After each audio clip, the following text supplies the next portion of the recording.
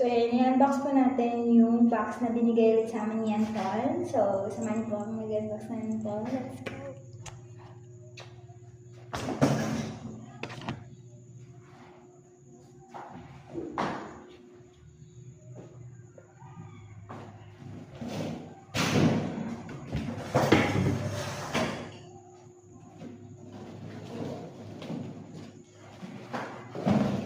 So,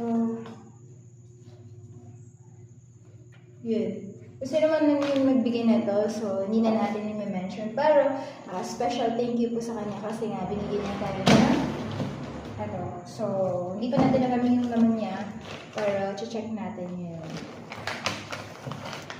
So, yung hindi pa Christmas, pero nare-receive ka na regalo.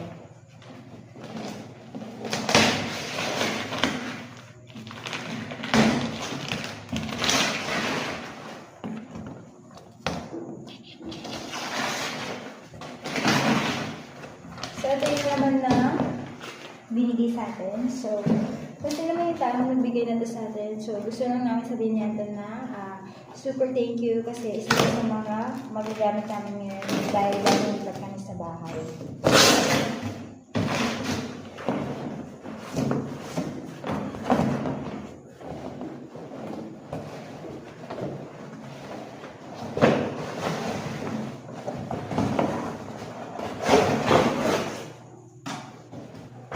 Parang hindi ko kasi alam kung paano ito i-assemble.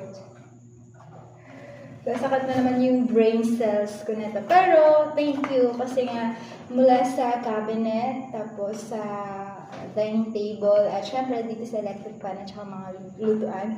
So, halos lahat ikaw na yung nagbigay sa magagamit namin dito ni Anton sa loob ng bahay. So, gusto lang namin sabihin sa'yo na sobrang thank you kasi binigyan mo kami ng mga bagay na pwede namin magamit dahil nag-umpisa pa lang kami. So, yan. Thank you so much kung sino ka man.